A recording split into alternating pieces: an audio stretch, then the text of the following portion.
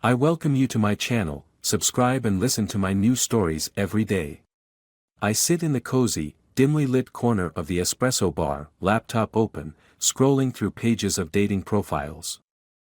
My best friend, Matt, sips his third Americano beside me, growing more impatient by the minute. Come on, Alex. It shouldn't be this hard to find someone who isn't crazy or already married, he complains, peering over my shoulder. You've got high standards, buddy, I chuckle, clicking on another profile. That's when I see it. A profile so familiar it stops me cold. The photo shows a woman with a dazzling smile, her hair blowing slightly in the breeze, a picture I took last summer on our trip to Santa Monica. The profile name reads Sandra D24. I blink. Twice. Matt, doesn't this look like? He leans in closer, squinting his eyes, then widens them in disbelief. Isn't that the picture from your phone? Dude, that's your profile. My heart races as I read the details, my details, twisted slightly. It talks about a love for travel, jazz music, and then the kicker, a line that makes my stomach turn, looking to ignite sparks outside my dull marriage. This has to be a mistake, I murmur, my mind racing. I'm not even married anymore. Didn't Erica handle all your social media cleanups after the divorce? Matt asks, his voice laced with suspicion. Yeah, she did, I reply, my voice a low growl. The realization hits me like a freight train. Erica, my ex-wife, the woman who swore to part amicably, had set this trap. A trap so meticulously laid that I had almost missed it. Why would she do this? Matt's question echoes my thoughts. I shake my head, fury building with each passing second. She's after the beach house. She always hated losing that place. The betrayal stings, fresh and raw. But as the initial shock fades, a cold, hard determination sets in. Erica wanted to play dirty. Fine. Two can play at that game. I need to get to the bottom of this, I say, slamming my laptop shut. And then, I'm going to turn her little scheme inside out. Matt nods, his expression grim. What's the plan? First, gather evidence. I'd start by tracking down who actually created the profile. Next, confront Erica, not directly, but through something she can't ignore. Legal papers, perhaps, served at just the right moment to maximize the impact. And finally, dismantle her claims, piece by piece, in court. As we leave the coffee shop, the chilly evening air feels like the calm before a storm. I'm not just going to clear my name. I'm going to expose her deceit for what it is, ensuring she regrets ever trying to cross me again. Let's do this, I say to Matt, a resolve in my voice that surprises even me. Yeah, he agrees, his tone equally determined. Let's take her down. As we stride down the street, the city lights flicker, casting long shadows that dance around us like specters of the coming conflict. But I feel ready. After all, revenge isn't just sweet, it's necessary. And I'm about to serve it colder than the night air swirling around us.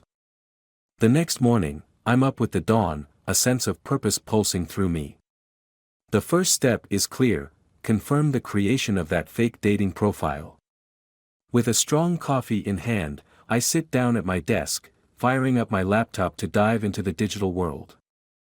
I dial up Jake, an old college buddy who now specializes in cybersecurity. After a few rings, he picks up, his voice sleepy yet intrigued by my early call. Alex? What's up, man? This better be good. Jake, I need a favor, I start, explaining the situation in hurried, clipped tones. Can you trace a dating profile back to its creator? There's a pause, and then a low whistle. Sounds like you're in a mess. Send me the details. I'll see what I can dig up. Grateful, I forward him the link to the profile along with everything else I know. While Jake works his magic, I decide not to waste any time. If I'm going to confront Erica, I need all the ammunition I can get. Dressed and determined, I drive over to the firm that handled our divorce. The receptionist, a middle-aged woman with sharp glasses, recognizes me immediately and ushers me into the waiting area. "Mr. Thompson will be with you shortly, Mr. Foster." Not long after, Mr. Thompson, my divorce attorney, appears with a stack of files. His office smells of leather and old books, a comfort in the chaos. "Alex, this is a surprise. What brings you in today?" he asks as we settle into the deep armchairs. "It's about Erica," I say bluntly. "She's set up a fake dating profile under my name. I think she's trying to accuse me of adultery to get the beach house." Thompson's eyebrows shoot up, his interest piqued. "That's a serious accusation. Do you have any proof?" "Just the profile. I'm working on tracing its origin." He nods, thoughtful. "Keep me posted. We can use this to counter any claims she might make. I'll start preparing a defensive strategy." I thank him and leave, feeling slightly better with Thompson on my side. My phone buzzes as I reach my car. It's Jake. "Got something," he says without preamble. The profile was set up from an IP address that traces back to, get this, Erica's new place. Bingo. "Can you prove that?" I ask, heart hammering in my chest.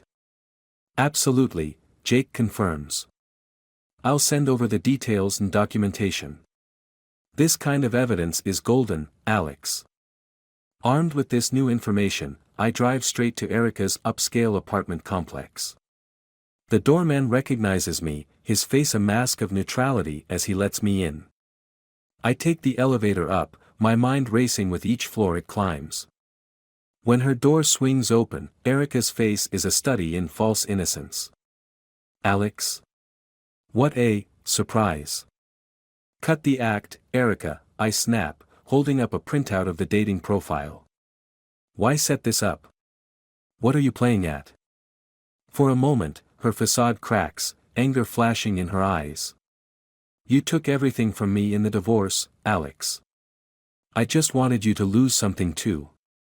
Her admission is cold, bitter. But I'm colder still. "This isn't over, I promise," voice low and menacing. "I'm going to clear my name, and then I'm going to make sure you regret ever starting this." As I leave her sputtering in the doorway, I feel a vindictive satisfaction. The game has changed, and now, I'm leading the charge. I'll dismantle her lies, piece by piece, and this time, it's not just about the beach house. It's about justice.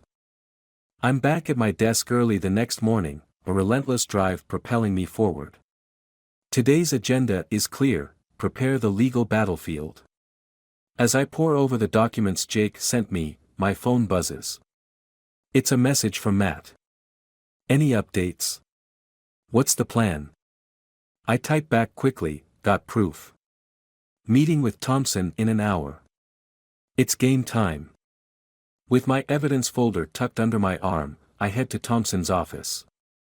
The streets buzz with the energy of morning commuters, but my mind is fixed on the legal storm brewing on the horizon. Thompson greets me with a firm handshake as I enter his office. "Let's see what you've got." I lay out the printouts and emails on his desk. He studies them, his eyes narrowing with each piece of evidence. "This is good, Alex. Very good. If she tries to take this to court, we can counter with defamation and false accusations. But can we go on the offensive?" I ask, eager to turn the tables completely. "We can file a preemptive strike. Sue for defamation first," Thompson suggests, tapping a pen against his chin. "It puts her on the defensive, disrupts her game." I nod, feeling a surge of aggressive satisfaction. "Do it." As Thompson begins drafting the paperwork, my phone rings. It's Erica. Her voice is icy when I answer. "Alex, you're making a mistake. Back off now, or you'll regret it." "Sorry, Erica, I'm not the one who's going to regret anything," I reply, my tone as cold as hers. "You don't know what I'm capable of," she threatens, but I cut her off. I think I do, and I'm not scared. See you in court. After hanging up, I fill Thompson in on the call. He nods, understanding the situation is escalating. We'll file today. I'll also request a restraining order. She's becoming unpredictable. Thanks, Thompson. I want to end this quickly. Leaving the office, I head to a nearby cafe to regroup. As I sip my coffee, my mind races through the upcoming legal confrontations, but I'm interrupted by a tap on my shoulder. It's a woman in a crisp business suit, her expression serious. Mr. Foster. My name is Rachel Green, I'm a private investigator. I believe we have a mutual acquaintance who's very interested in your situation. I raise an eyebrow, intrigued. And who might that be? Let's just say someone who's been burned by Erica before. May I sit? I gesture to the seat across from me. Please, go ahead. Rachel sits, her eyes scanning the cafe before she speaks again. I've been following your case. Erica's tactics are familiar. She's done this before, and I have other clients who've suffered because of her. I lean in, my interest piqued. Are you saying there are others like me? Exactly, she confirms. And they're willing to help you. Testimony, evidence, you name it. Erica's made quite a few enemies. I consider this new alliance, the wheels in my mind turning.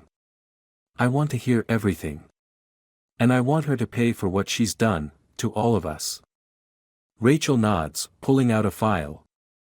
Let's get started then. We have a lot to cover, and not much time. As we dive into the details, I realize this isn't just my fight anymore. It's a battle for all of Erica's victims, and I'm just the latest soldier in a growing army. With this new coalition, the tide is turning, and I'm ready to lead the charge to victory. The courtroom is stark, the air thick with tension as I sit, waiting for my turn to speak. Beside me, Rachel hands me a folder, her eyes steady and reassuring. Everything's in place, Alex. Just stick to the plan. As Erica walks in, flanked by her attorney, her confident smirk fades the moment she sees the row of faces behind me, her past victims, united. The judge calls the session to order, and the air crackles with the energy of impending justice. Thompson stands, clearing his throat. Your Honor, we are here not only to defend Mr. Foster against false allegations but to prove a pattern of malicious behavior by the plaintiff, Ms. Erica Summers.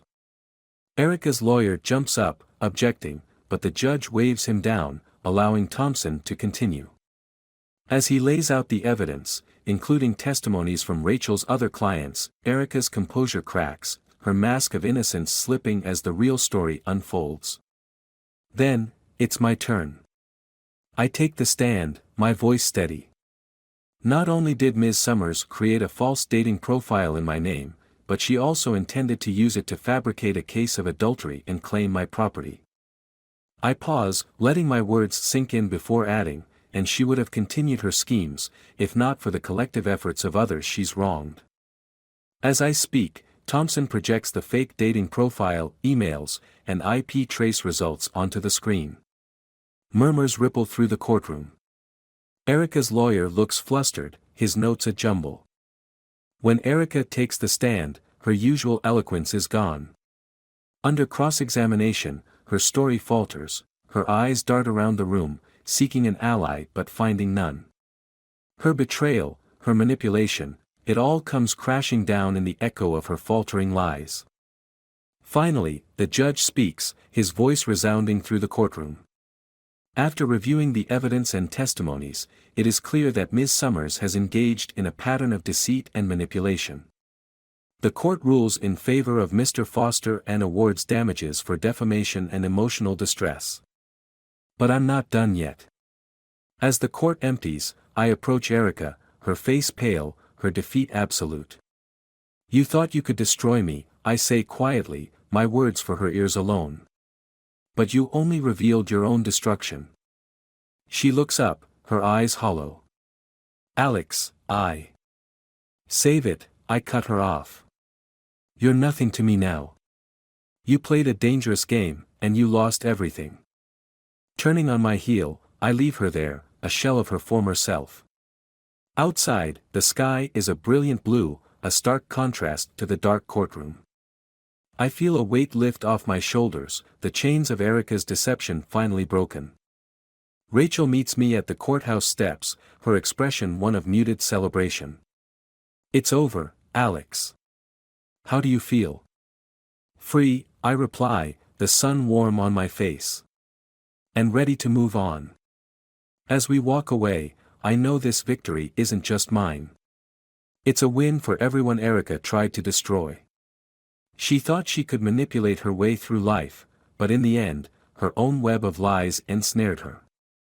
And as the city sprawls out before me, I step into a future free of Erica's shadow, the lessons of her betrayal etched deep in my memory, a reminder never to fall prey to such deception again.